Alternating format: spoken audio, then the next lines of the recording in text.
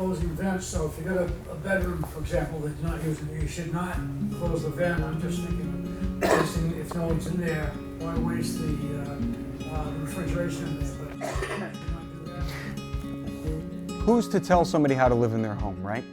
Like, so I'll give you a couple examples and you can answer the question. So let's ignore the static pressure. Let's just say that vent is 10 inches by 10 inches. That means that you should be, on a 10 by 10 vent, you're pulling 300 CFM out of it.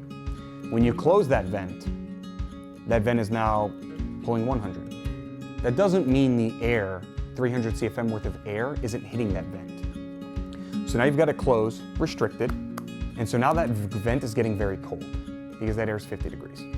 And so when that vent's getting very cold, you may not see it on the bottom side.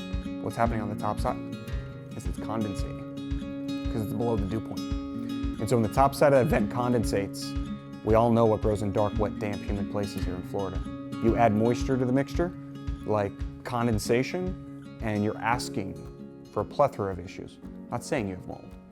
Not saying that spores aren't natural. You walk outside, you breathe it, it's there. The problem is when it's in concentration in a moist environment and you're never removing that moisture because that vent's closed. And so it's just min risk, max reward.